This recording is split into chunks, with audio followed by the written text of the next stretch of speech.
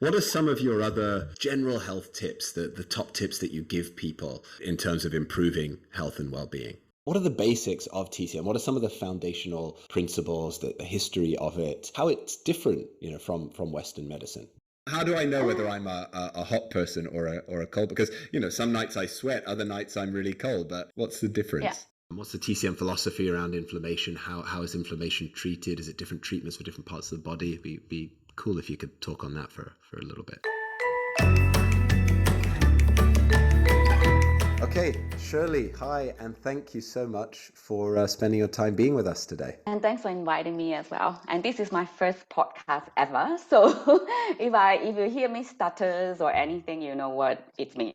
Yeah, don't worry. This is only my 7th or 8th podcast, so I'm still Okay. pretty novice at this. We'll help each other through it. So the backstory to having Shirley on the podcast is that my wife Rebecca was at a dinner in Kuala Lumpur in Malaysia, where Shirley is originally from, although she's living in Australia now. And Shirley was talking at that dinner, and Rebecca was so blown away by Shirley's presentation, the way she spoke so passionately about traditional Chinese medicine, made it really accessible and easy to understand, that she came back and she said, Kareem, we've got to get Shirley on the podcast. So we're so happy that you accepted our invitation. Yeah, no, I think it's meant to be, as in, because on that day when I spoke with Rebecca, she's supposed to move to England or the Europe at that time very quick, like almost the next day, and then I'm about to come back to Australia just a day after. So I think I feel very fortunate and grateful for the connections that we form. So I think, it's meant to be. It's meant to be happen that way. Yeah, no coincidences. Yeah. So before we dive, and we're going to talk a bit more, I want to ask you all about just what traditional Chinese medicine is, how it differs from Western medicine for all those listeners who might not be too familiar, and then we'll get into pain and inflammation and things like that later.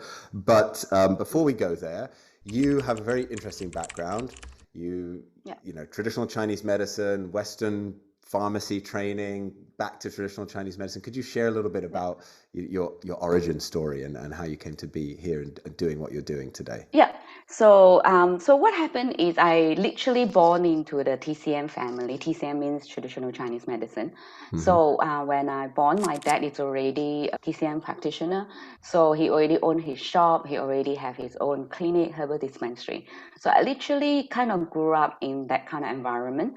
So even in my YouTube channel, I say the name is Chinese Herbal Pantry, but sometimes I joke that my mom's pantry literally is the whole of my dad's herbal dispensary. She would just go and pick up herbs that she wants and then just bring it back to the kitchen to cook. Because so every meal was medicinal. Not every, but sometimes I think the kids are tired of it. Yeah, so but it reminded me recently. I went back to Malaysia due to the pandemic. I couldn't go back for 3 years. So recently, when I went back, and that's what my mom gave it to me. I'm like, oh my God, it reminded me of my childhood, and it's still the same. Wow. So that's how I was brought up. And then later on, when I finished my high school, and initially I was hoping to study like more creative area, so like filmmaking, mass media and stuff. But it was like a negotiation with my dad. I must go into healthcare. So wow. Okay. And I think a lot of Asian family can relate that. He always hoped that I'll get a Western medicine or Western medicine related degree. So he has a dream that eventually, once I graduated, I would go back to Malaysia and help him to build this integrative medicine where he has the Chinese medicine and I will have my Western medicine. So cut the story short. Yeah, I agree. So I decided to do pharmacy. Western medicine, I'm someone who very scared with blood and stuff. So doctor was not your cup of tea. No, even though I have the marks to go in, I decided not to. And it's too long a commitment. Yeah. So I just thought, okay, I think 3-4 years pharmacy I can do. So I end up studying pharmacy, and after I graduated in Australia, as at that time I was still very rebellious, so I decided to stay in Australia and continue to do my pharmacy, and then live the free life that I wanted to live. Mm-hmm. So at that time I did pursue something small, like in filmmaking and stuff. But interestingly, I think it was 2004, for 2006, I went to China to backpack for 1 whole month. So I think that's where the turning point, because prior to that, I have a lot of, while I have a good career as a pharmacist, I also want to find something that is like my life work or the calling. And then the pharmacy, more or less, I love what I do in terms of helping patients and stuff. At the end, when I were in China, I saw the possibility of TCM. When I say that is, at that time in Australia, Chinese medicine is still not as recognized. And so feel quite disheartened by what could I do if I have this. And then at that point, I wasn't ready to go back to Malaysia. But when I was in China, I sneaked into those major TCM hospitals. So, and I realized how possible it is that eventually, or at least one country is doing that, where they can integrate Chinese medicine with Western medicine. Yeah, I mean, that's, I was living in China for many years, and I think what people maybe don't realize when they think of TCM, they think of small little clinics, small dispensaries, family-owned businesses or individuals like you. But in China, there are huge, full-size hospitals. I remember in Shanghai when I was living there, and I often went to them. I'm a big fan of TCM. And that, huge state-of-the-art facilities, but just for traditional Chinese medicine. So it really is, it kind of in parallel to the Western medicine in China, it's just as popular, right, if not more. Yes. Speaking about China, because I actually went to China for 3 years to live. So, and also further training my TCM. I think after I decided to study. So once again, like you say, it is possible, right? So it was because of that, it prompted me that I must study Chinese medicine, because that's my heritage and I have the advantage of the family background. So, and then I decided to study in Australia at that time. My dad was furious. He said, why Australia? You can come back, or you could go to China. But I say no, because in today's world, a lot of people, for myself, I want to learn Chinese medicine in English, because I am fluent in Chinese. I can read, write, and speak. So, and I have my dad. So if I don't learn in English, how could I communicate with the world later? So that was my vision. Yep, that's a really good point. Yeah. I could go back, I could go to China, but my world would just limit to the Asian community, where I couldn't share and spread this philosophy and healing arts. So I decided to study in Australia. And I already have the Western medicine or Western pharmacy background, plus my Chinese medicine. So it's a great complementary to each other. So that's how it all happened. So I decided to study in Australia. And then a few years after, I went to China to further my training. So that's kind of my journey. Okay. And when you were studying, because there's lots of different disciplines, within Chinese medicine, or lots of different modalities, from acupuncture to, cupping, to the actual herbal medicines themselves. Did you focus on any specific modality? Yes, my specialty is in Chinese herbs. Actually, in Australia, there are 2 types of training. One, bachelor, where you get 5 years, you do all the study.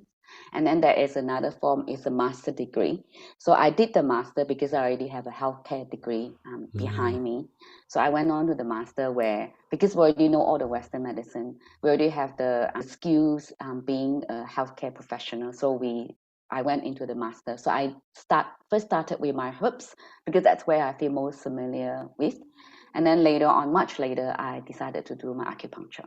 So I would still say my specialty is still in herbs. And with my dad, that's how I was trained since young. My dad specialized in herbs too. He doesn't do acupuncture. Yeah, really interesting. So it kind of mirrors your pharmacy training. It's just the Chinese medicine version of being a pharmacist, which is being a herbalist, right? Yeah, really cool. Yes, first, but you'd be surprised. Corinne, you lived in China before. In China, the biggest thing is actually herbs. Acupuncture is a slightly smaller department in the whole hospital. It could even be more popular these days in some Western countries than it is in China. Yeah, exactly. So where did you get, once you got the qualifications, you started practicing, but you've done much more than just practice. As you said earlier, you're kind of evangelizing for Chinese herbs and how they can improve health and well-being as well. So where did you go from once you had this degree? How did you put it into practice? In Australia, basically, it's very simple in terms of once you get your qualifications, you either rent a room and then you start seeing patients privately. So that would be, I would say I started with that. And then eventually after the China experiences and then also after the pandemic experiences, I start to, especially during the pandemic, I start to feel that there is a need for people to learn how to do their self-care at home. And I feel that during that time, a lot of my friends who with Asian background, they would call, how do I do this? How do I cook this thing? How do I do this soup, this tea? And I realized there's a big gap in terms of a professional practitioner where you see patient, you write up all these complex formula. To a lot of people in everyday life, they can make those small changes.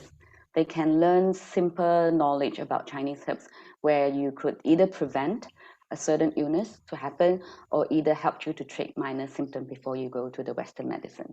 So I think it's based on that I decided to start the YouTube channel more for friends initially because I just received too many phone calls. Melbourne was the most locked down city in the world. Yeah. So, and I thought I'm just going to make some video for you guys to have a look. If any question, you can let me know. And then slowly grow from there.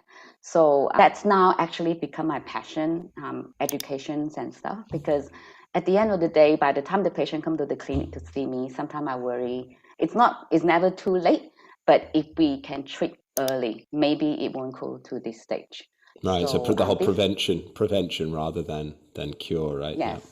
Yes. Yeah. So I would say now, that's where I would like to put a lot of effort on educations and empowering with this sort of knowledge. Yeah. Right. So, I mean, as the name implies, Chinese Herbal Pantry, your YouTube channel and your website, it's about, rather than those very complex, and I've had, Chinese herbalists give me medicines for various things over the years.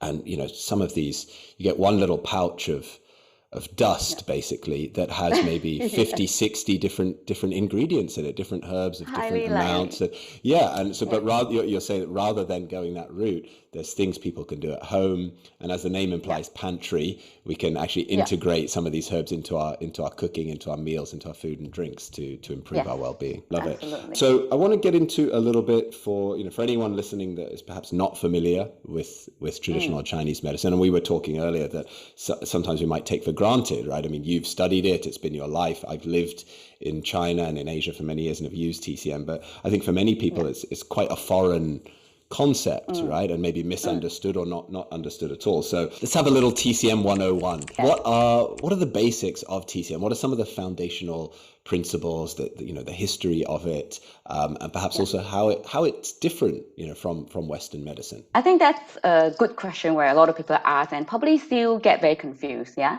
So I think I'm going to summarize it to 5 points. I have done my homework. Great. The first, most important, most fundamental difference is the way of thinking. So when you have a different way of thinking, it affects how you look at your health, how you look at your bodies, and how we look at our relationship with everything around us. And that's lead to how people resolve health issues and how medical professionals develop treatments and how we look for solutions for health conditions. Yeah. So in a nutshell, so that's the main difference between TCM and Western medicine. So TCM uses circular thinking. Western medicine uses using more linear thinking. So when I say circular, probably people could just imagine the yin and yang theory. So, and the symbol, because that's the basis of the whole of Chinese culture. And that's also the basis of Chinese medicine, because it started, yin and yang concept started off with, in the ancient time, those ancient people, observations of the world and how the rhythm of the universe moves and how they affect their life. And eventually, TCM borrowed that concept and used the same concept. So that kind of interconnectedness of everything, but also that cyclical nature of the universe, right? Yeah, I love it. Because that's what I would say. I mean, when someone asked me the difference, I'd say, well, the first word is holistic. You think of TCM, it's looking at the whole rather than Western medicine tends to look at different parts of the whole and sometimes in a disconnected way. Yeah. Sorry, go on, please. Yeah, absolutely. Because I think that's the main difference. And if you really imagine, now put the yin and yang symbol in your head. So if you think of it, there's no straight line on it. It's always just curved. And then if you look at the white, there is a black dot inside. If you look at the black, there is a white dot inside. So nothing can exists by its own, and there's not 50% of the yin and there's not 50% of the yang, and it's a constant changes. The yang is in the yin and the yin is in the yang. Yes, and it's never alone, and it actually have to complement each other. So I think that's a very different way of looking. And I mean, that's bring me to the other concept of what is illness. Yeah. So I mean, back to like quickly, just I was curious. So I went to Wikipedia and see how they define. And I find that how they write it is quite interesting. I'm going to read it out. Yeah, Yin sure. and Yang describe, Yin and Yang describe how obviously opposite or contrary forces may actually be complementary, interconnected and interdependent in the natural world, and how they may give rise to each other as they relate to one another. So I think that's basically summarizes. So there is no absolutely right or wrong. And so that's how we develop the treatment in Chinese medicine. When I say that is, one concept is, for example, we say we're treating different disease with the same method and treating the same disease with the different methods. We don't look at disease as only one way, and we don't look at disease is if you have, let's say, arthritis, and you can only use this sort of method. We don't do that. We actually look at the whole. It could end up two different types of disease. I will use the same method, but it could be one disease. I can have a lot of methods to use. So it's back into the personalization, the holistic way of looking at health. So, and the other way is what is illness, right? So there is a saying in Chinese medicine is 与病共存, means that you live with your illness. You don't have to absolutely cure it. And that's part of the yin and yang as well, as in there is the black and there's white, and the white within the black within the white. So I think that's very different from Western. When we see something, we want to kill immediately, we want to absolutely kill it to feel that you are healthy. But it's not necessarily the case in Chinese medicine. Yeah, I think it's really interesting. I mean, first on the yin and yang, I mean, it's basically looking at things from a non-dualistic lens, right? There's a lot of like dualism in I think the West in general and Western medicine, and then this idea that you live with your illness. I mean, illness is a part of life. Pain is a part of life, and I think we've been tricked in the Western world into thinking that we can lead pain-free lives. Not one person on the planet leads a pain-free life, nor an illness-free life. It's just part of the human condition. It's more about how you work with them, how you relate to those experiences. So love it. Understand how your body works, and then you find ways to resolve and slowly either work the way around or slowly train your body. But it's understanding that you do not have to be healthy. You don't have to absolutely get rid of your illness to be healthy. To be healthy, So I think that's the main difference between Western and the TCM. I mean, the other two big part, one is emotions. I think only quite recently Western medicine realized how emotion affect our health. But TCM, we know that 1,000 years ago. It's actually in another theory in the 5 elements. Just catching up. I know, finally. Oh my God. The Chinese have been watching the rest of the world, thinking, when are these guys going to wake up to this? Right? Yes, it's fascinating when I learned my Western medicine, when I learned TCM, and then when I start to connect with Western medicine, we already know that. But we probably do not know how to explain it in the more scientific way, but through observation, we already know that. So emotions are the main part. I mean, there's an old saying that, accept external injury. I mean, that's a very old saying, because in China, you have, when they're farmers and you have a lot of like animals bites or gunshots or falling, and those are considered external energy. But apart from that, we say all internal illnesses arises from emotions. So, I mean, in today's world, it's the stress, it's the anger, the sorrow, and the worries and the fear that we have. And those will somehow affect the balance of the yin and yang, and somehow slowly push our body to not a very balanced or harmonized way. And that's when signs and symptoms are. So I think but I'm happy that Western medicine start catching up. And of course, the other one is prevention is always better than cure. I mean, we cannot deny that. Western medicine already know that. But Chinese medicine, we talked a lot about the yang shen concept, how we nurture our health through everyday small effort, and how to live with the universe and you don't have to go against it. how to live with the weather changes. Yeah, those are another two main factors are quite different. But those are the one that Western medicine start realizing, which is very good. Yeah. Yeah. Progress. Yeah.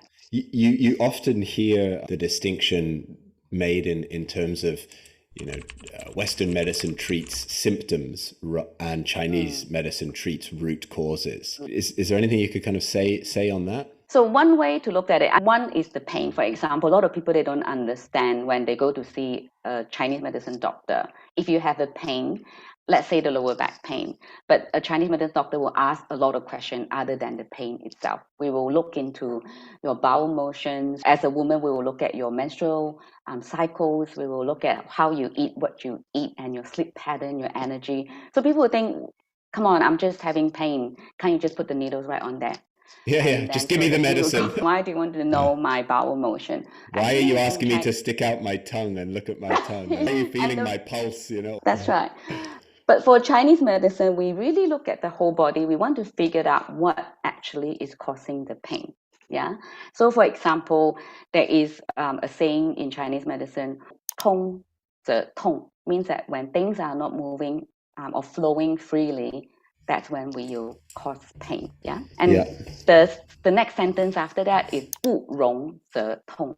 When there's no proper nourishment, you will also feel pain. So flow, movement, and nourishment. Those are, interesting. So while we know there is a pain in a particular section, but we want to know what's causing it. So what causing it?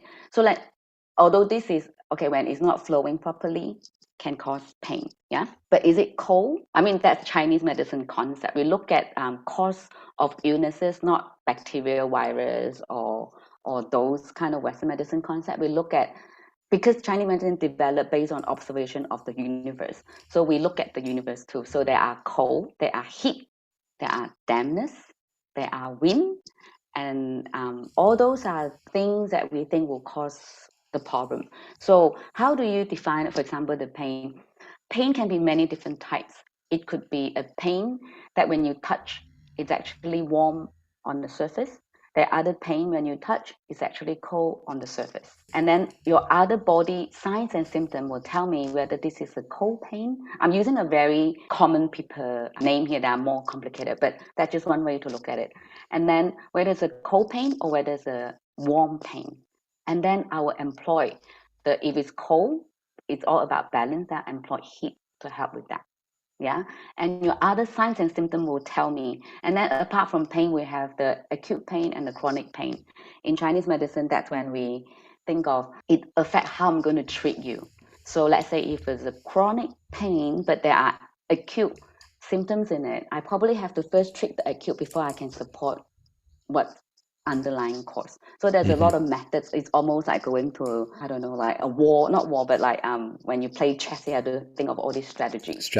Yeah. I have to analyze that. So when I ask all these questions, that's when we go into the root cause to see first what causing it, where it comes from, and what are the strategies I need to use. Do I treat the superficial symptoms first, or do I treat the underlying? And how do I make you feel better? If the superficial, I can give you a quick fix, I'll fix that now because you feel better. And then because the underlying cause might take much longer time to really fix or to find the balance. So I think that's why Chinese medicine is powerful in that way. It's very personalized. And back to the yin and yang concept, condition changes. It's not just one way.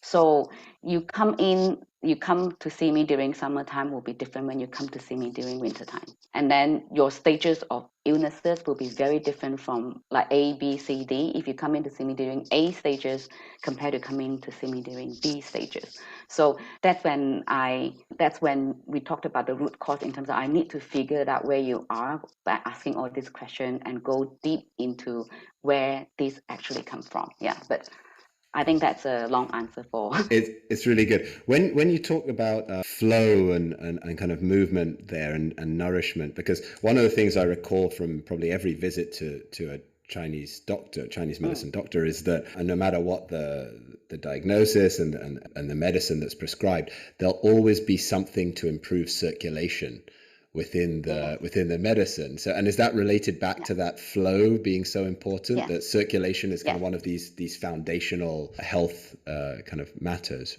Yeah, absolutely. Circulation. So, I mean, there's different way to talk about circulation, because while we need to ensure the flow, we also need to nourish at the same time. Yeah. So that's why the sentence that I just shared, when it's not flowing properly, when there's stagnation, there's pain. But when there's not enough nourishment, that could also cause pain. So circulation is important. We want to make sure that it flows, but not everybody can have those medicine at the same time.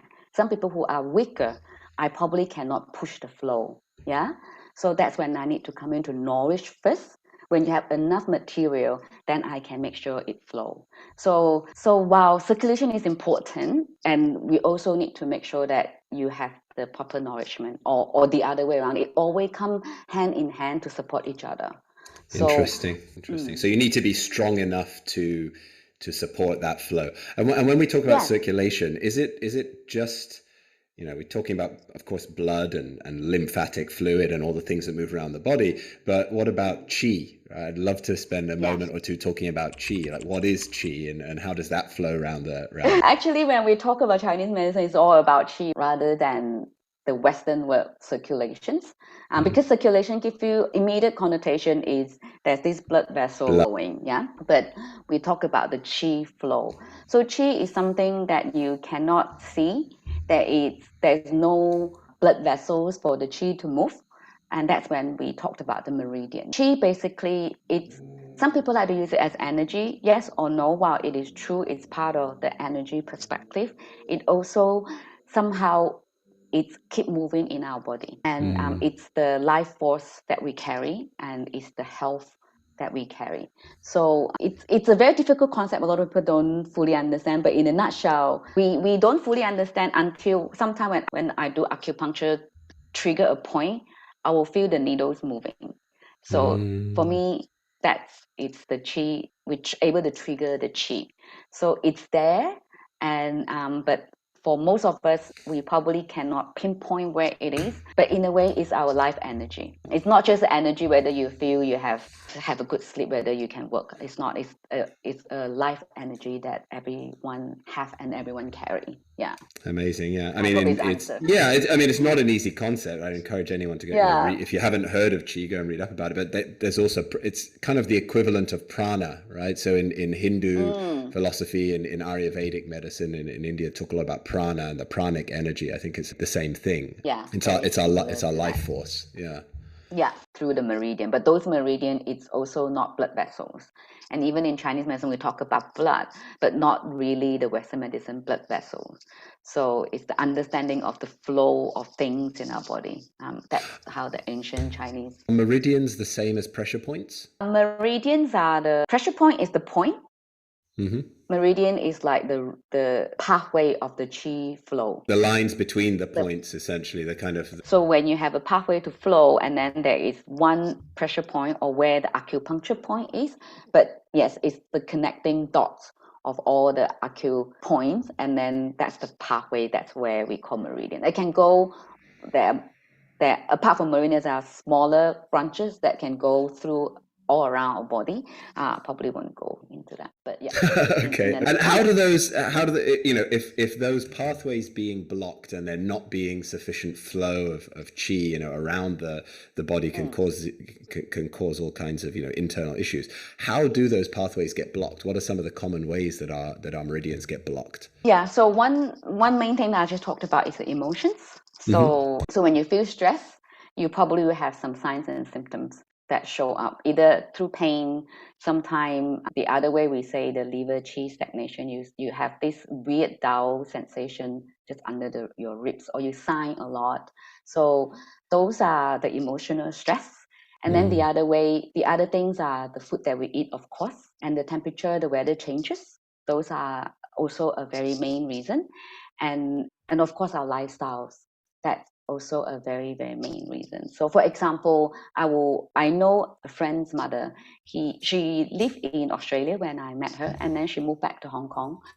And then when she went to Hong Kong, I went to visit them. And then she would say, oh, I don't know why, Shirley, since I moved back to here, I have all these pain. And then every morning when I wake up and I need to kind of tap on my lower legs and I feel better.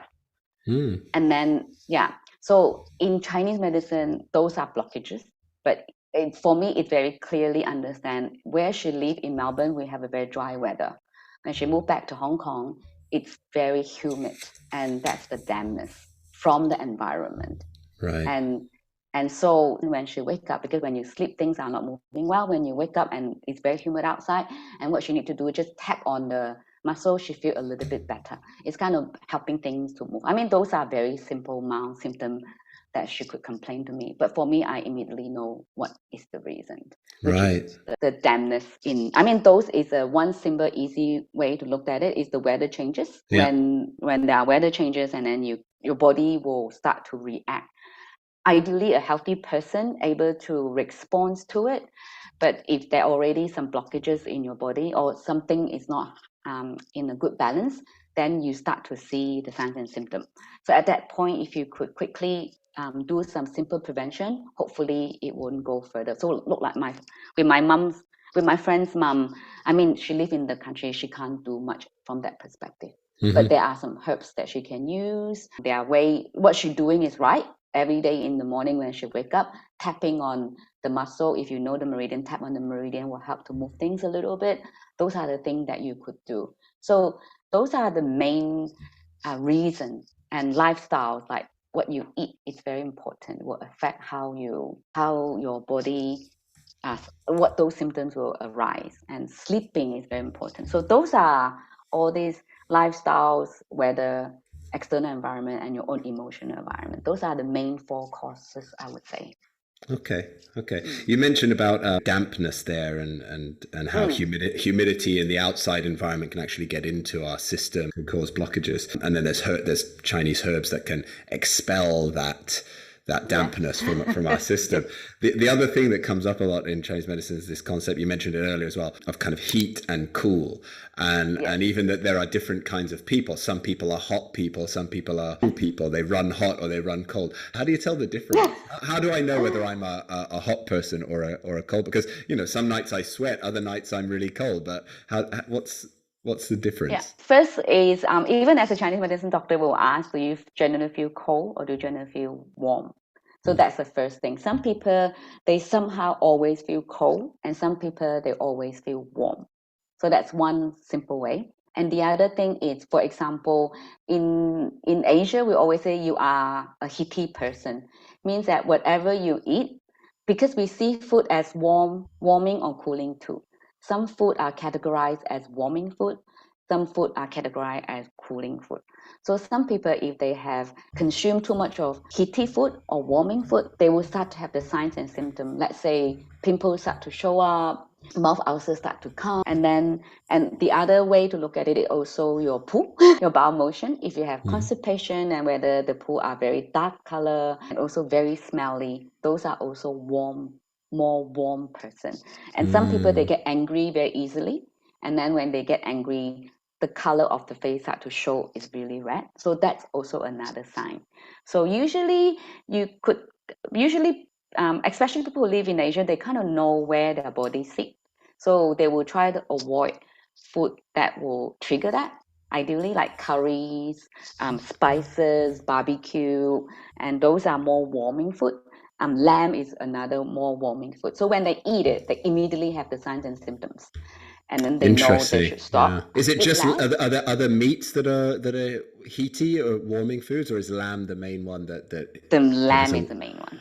It's Okay. the very main one. My dad can't eat lamb. When he eat lamb, he will have bloody nose. That immediate. So for people who don't have this knowledge, they probably don't know how these things come about. But for a lot of Asian community, they do. Even they don't have Chinese medicine understanding, they kind of know their body. I probably can't eat too much of this, and when I eat too much of this, I need to drink some cooling tea to cool me down. What are examples of cooling?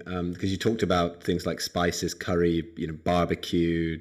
Or I guess Yeah. fried foods are Deep heaty, fried yeah. food. The lamb. Yeah. So what's on the other end of the spectrum? What are some of the cooling foods? Yeah, so cooling food, for example, let's say I use Malaysia because that's where I come from. It's very simple. In Malaysia, durian, the Oh, very smelly durian, fruit, yes, durian, the stinky fruit. Yeah, stinky, smelly, but some people yeah, love it. It's very heaty. Yeah. yeah. And usually a lot of the time after people eat it, they will drink some coconut water. And coconut water is a tropical country fruit as well. So I feel that the nature know how to balance it itself. While it Mm. produces the most heaty food, it also produces the most cooling for us.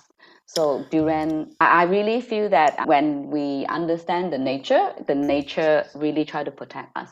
So that's why you have the durian, and then mangosteen is also in Asia. We say one is the king, one is the queen, and usually you eat them together in terms of after you eat the durian, ideally eat some mangosteen because mangosteen is cooling and coconut water is cooling. And there are herbs that we use in Asia.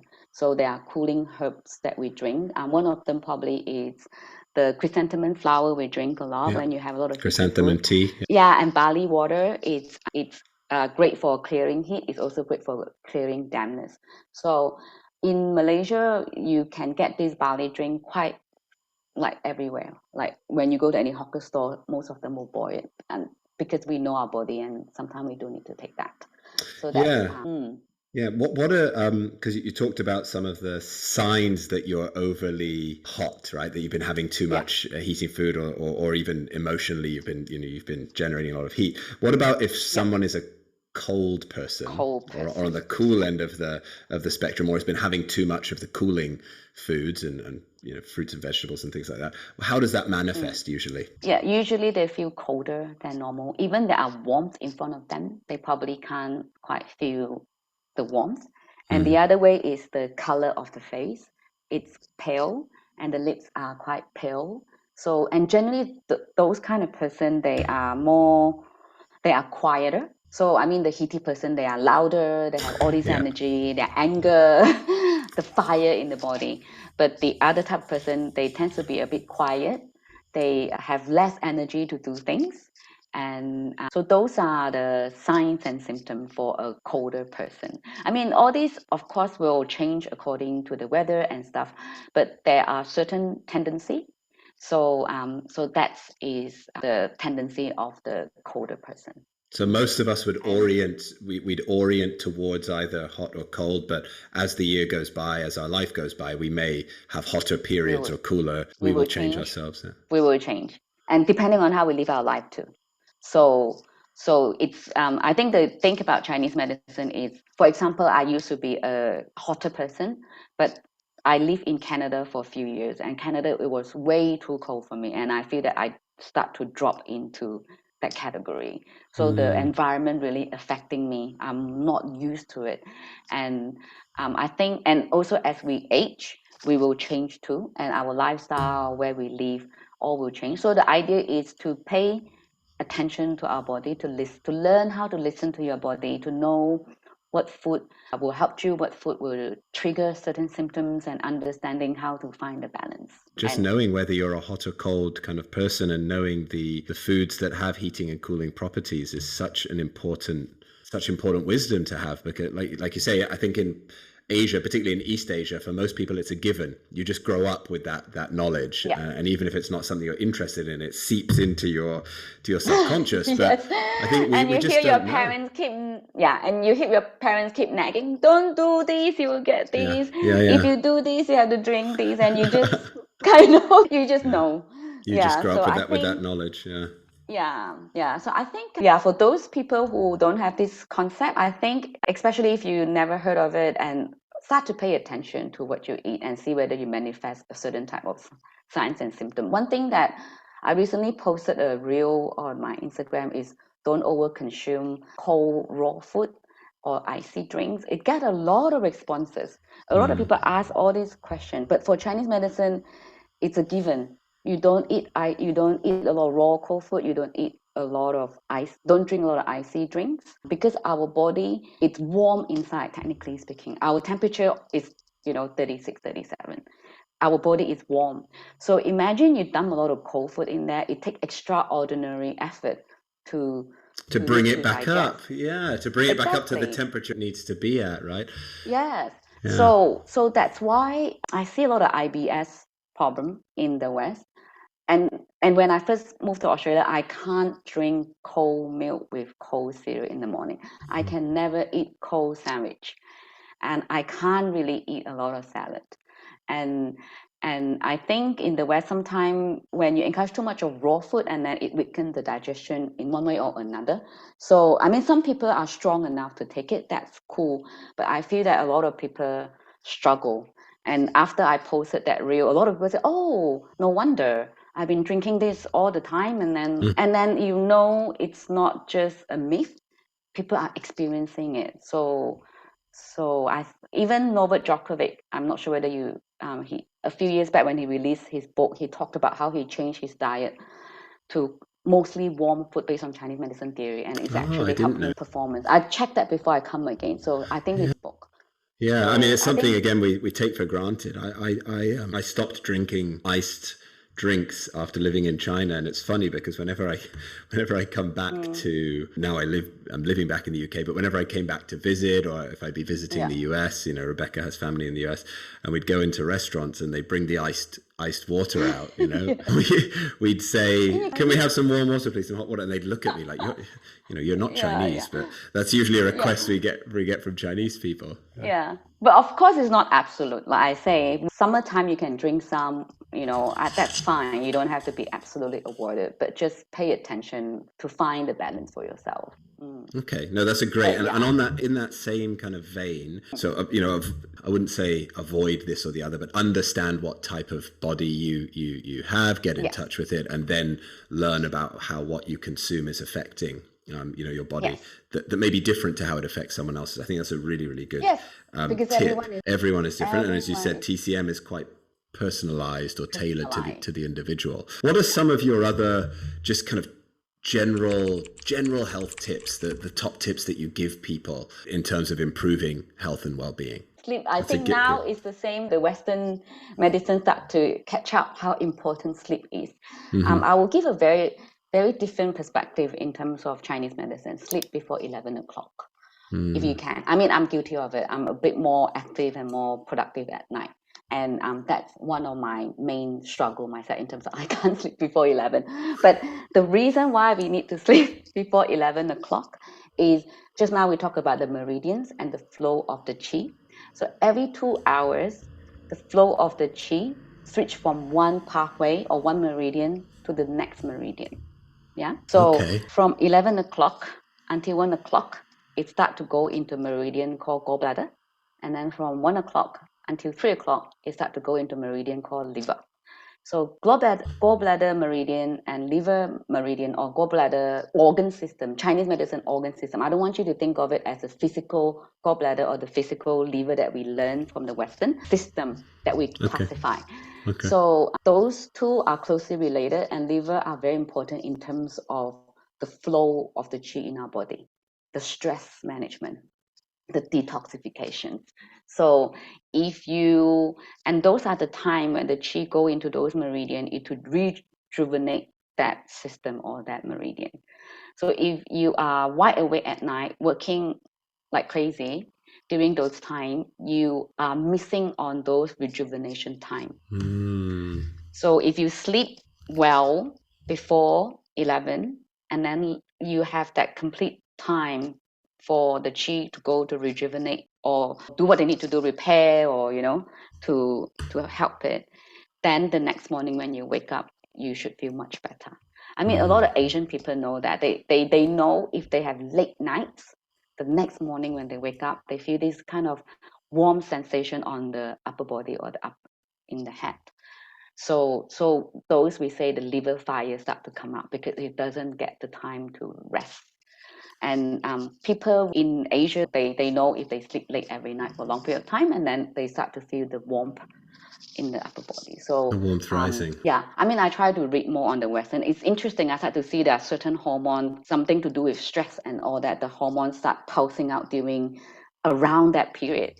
And I think that's fascinating. It's actually probably quite related to Chinese medicine. I won't go into it. But Oh that's no, absolutely. I fascinating. mean, I think it's only now, as you said earlier, that they're starting to converge, and that these various modalities are coming together. Because at the end of the day, I mean, there's only one truth, isn't there? So it's all different perspectives on. So those is sleep, and second is to understand seasonal changes and then Okay. prepare for it. Okay. So be in tune with the season. I think a lot of the time, or more Western culture is, like winter time. I want to go out. They try to not go against, but they try to live like normal. But Chinese medicine is not. Winter time is a time for rest. You rest. You really take the time to rest. We say we live as if you are the sun, in a way, as in, because winter time you have a longer nights, and you go to bed early. You sleep when the sun down, you wake up when the sun up. Of course, in today's world, when you have to work, we can't do that. But in a general way, is to understand the seasonal changes and live like you are the universe. Because winter time is when all the animals and all the trees and all the flowers and all that, they go into the dormant state. And human being, it's also the time for us to rest and be more in tune with ourselves, more go deeper, and then have the rest that you need. And then when summer, that's when you go out and use your energy, just like summertime, the flowers blossoms and stuff. So that's another thing. So learn to live with the rhythm of the universe. Wow, I love that. So we've got understanding kind of temperatures and your body type, plus the heating and cooling properties of different foods. Sleep, which is something I talk about a lot in the Back to Being program as well. And we actually had a really interesting conversation with a sleep psychologist on one of the other podcasts, Dr. Jade Wu. Shout out to Dr. Wu. It's a really good one. And then the last one is being attuned to seasonal changes and how you should actually perhaps change the way you're living and doing things depending on the season that it is. That's right. Yeah, and then of course the other main one is prevention is always better than cure. You always need to listen to your body. And then when there's little things, and then if you know there's little things that you could do, then if you haven't been sleeping well sleep is a main problem in a lot of people's life these days. But don't ignore the problem. Go early and take the actions, whatever you could do, however small it is. Food is the same. Like just always be very mindful with your body. If something is not quite, but don't have the panic. But understanding, I have this maybe because I haven't been sleeping well. I have this maybe I've been eating too much of this food. I have this maybe because I haven't been able to go to toilet for a while. Those are the small things you can start to take action. But when you don't listen to it, you don't pay attention, it's very easy to slip our mind and then slowly snowballing to something big. So be attuned and be curious about what's going on. And this is it's a theme that comes up, it's the first part of the Back to Being course is mindfulness. We talked about this before we started recording. And a core part of that is cultivating the mind-body connection. I think, so many of us are disconnected, where we live in our minds and we forget that we even have a body, let alone being attuned to our bodies. So and it keeps coming up again in these conversations that I'm having with people. So cultivate the mind-body connection, and you use the word be of your body. Really good. Absolutely. So Shirley, before we wrap up, and I want to hear a little bit about the work that you do now, where people can find you and stuff, but maybe we could just talked a little bit about pain earlier. I just wanted to touch on inflammation. Right? I mean, I when I get flare-ups, which happen from time to time, the inflammation causes a lot of discomfort. And then even unrelated to my back, inflammation in other areas is one of the main things that I notice in my body when I'm not feeling well. What are some of the what's the TCM philosophy around inflammation? How is inflammation treated? Is it different treatments for different parts of the body? It'd be cool if you could talk on that for a little bit. I think inflammation is more a Western concept. Okay. So Western concept in terms of, I shouldn't say that, but when you look at Western medicine, inflammation is not necessarily bad for you.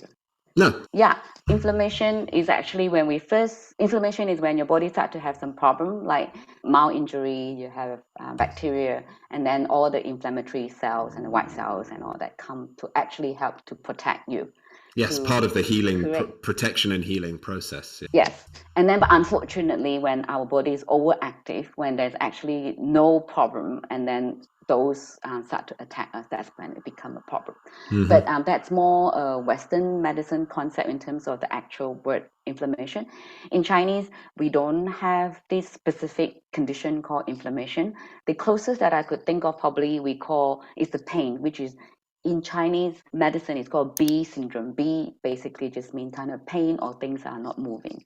So I think it's also, so it's back to in Chinese medicine, we don't talk about a disease. We talk about signs and symptoms. So a disease, we will classify this is arthritis, rheumatoid arthritis or osteoarthritis. We will classify something as, for female probably endometriosis and, but for us, we just look at the signs and symptoms. So if you have these signs, how does it relate? When you have this sign, how does it relate? So even inflammation, they might have different presentation to us, and then we might treat it differently. But generally speaking, if you're back to the pain concept, so first is to understand whether it's not moving or whether it's not enough nourishment.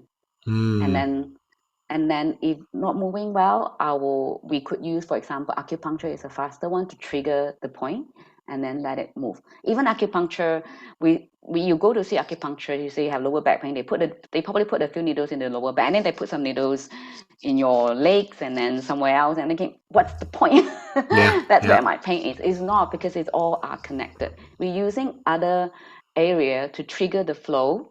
So it's not just about treating the exact area. So anyway, so if you have like inverted comma inflammation, more a Western concept, but in Chinese medicine it's not flowing, then you can use acupuncture or acupressure. So you stimulate the moving, and then you have herbs either to move or to nourish. Acupuncture sometimes can do that. Some needles method are moving, some method are nourishing. So those are the main treatment. And of course, I cannot emphasize enough is Tai Chi. We haven't got time to talk about Tai Chi. We can do another podcast all about Tai Chi. Yeah, but Tai Chi in terms of gentle flowing movement. Yeah, we call it mindful movement. So it's also a key part of the back to being method is exactly mindful movement. Yeah. So those are the things that you could do, like Tai Chi or like your mindful movement or yoga. Those are the good in terms of helping you to move. So, and of course food. Yeah, and back to food, you need to know what trigger the pain or what trigger. If it's a cold pain, you eat a lot of cold food, then it triggered, then you know. Then you probably have to eat more warm food during the flare up. So because when you think of it, when something is warm, it helps the movement. Yeah, warm thing will help the movement. Cold stagnate and congeal together. So that's another thing in terms of working out what's diet will be better for you. So those are a few steps, and of course the stress management in terms of inflammation. Even in the Western medicine, we have to manage our stress. It's triggered the immune system. It triggered the autoimmune system. So those are a few things. Yeah, no, I mean, it's so fascinating. And it's a whole different, you said it right at the start of the conversation that it's a different way of thinking. And, in an hour or however long we've been talking, it's only enough time to introduce some of these concepts. I mean, you can go so much deeper in them, but I can see just from talking to you, it's been really illuminating for me as well, but I can see from talking to you how different it is in terms of approach. And I mean, even you mentioned that, Chinese medicine doesn't even label these conditions as diseases. No. It looks at the different signs and symptoms. And I think that doesn't work in the Western world because we like to be a bit more, analytical about it. And just, it's very nice and clean and tidy to give it this name and then give it this medicine and give it this treatment. Despite the fact that, as we've said, every person is different. There is no one size fits all. You've got to find what works for you. And if you're seeing a doctor who's just seeing you as your condition rather than seeing you as a unique individual. So this is somebody with, condition X, therefore they need treatment Y, rather than this is person X and they are very different from person Y and Z. So I just to have you back and talk a bit deeper. But for now, what are you working on right now? What are you working on at the moment that you're kind of excited about? What projects have you got going on at the moment? Yeah, like I mentioned earlier on, I really want to focus on the preventions and empowering for people because especially currently I want to do more on my YouTube channel. I haven't been very active. I only do one video every couple of months. So I hope to put more effort where I really want to teach people how to do all these little things in everyday life. And so that's where my main platform is that I would like to focus on a wider range. I previously have developed an online course, and so that's been going well. And what really inspired me is the people that I met through the course, the students. I have people from all around the world with very different backgrounds. Some have already strong Chinese backgrounds. Some probably have none, but they're so curious. They really, really want to learn. So that's really inspired me a lot. And recently, What do I've developed. people learn on the course? Could you share a little bit more about that for people that might be interested? Yeah, so the course is a 6-week course. In the first couple of weeks, I will teach the basics of traditional Chinese principle. So what is yin and yang, what is the cold, what is the 5 elements, and what are the dampness and all that. And then later on, I teach on herbs. And then I teach them how to use herbs as herbal tea and herbal soup. And then how we can use that to prevent, to treat minor symptoms, and how they can modify the recipe according to their body. So Okay. that's the main thing. And then recently I developing a membership. The membership is to help people who want to implement. Sometimes it's easy that you watch some YouTube and then you do 1 or 2 times and then you forgot about it and then you moved on to the next video.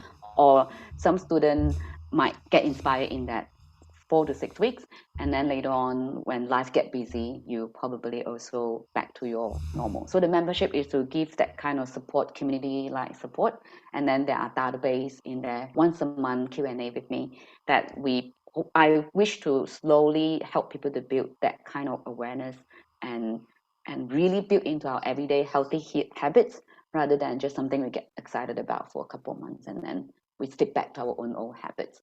So now the membership is for that purpose. And that's really cool. And that's also at ChineseHerbalPantry.com. People can find out about the membership there. Yes, that's right. They can find out there. Yeah. Okay. And the YouTube channel is also called Chinese Herbal Pantry. Pantry. Yeah. Great. Yeah, we'll put links to all of these in the show notes. Yeah. So yeah, I think those are my passion at the moment. I really want to do that. And I think a lot of people who don't have Chinese medicine background, so I really want to also support this group of people that there are ways to learn and to do it in a very simple, not complex or difficult way. Yeah. Oh, it's fantastic. And I think, I can hear from talking to you and then I've seen several of your videos on YouTube. They're great. But you're very passionate about it. But beyond the passion is the intention is there to serve others. And this is another theme that keeps coming up again and again. You want to evangelize and you want to democratize kind of access to this knowledge and everyone do it. So I think it's such a kind of noble, purpose. And I think because of that intention being pure, it's going to be a great success. I know it already is. The YouTube channel's already pretty successful, but I think it's only going to grow from here. Right. So Shirley, thank you so much. We scratched the surface on a lot of this stuff, but I hope it's piqued people's interest and they can go and do their own discovery and learn more about traditional Chinese medicine. So yeah, thank you so much for sharing your time with us. It's been great. No, thank you. Thanks for inviting me. And I'm really excited about I have this opportunity to share. I hope I didn't talk too much. That's the point of the podcast. Thank you so much. Thank you. And thanks everyone for listening.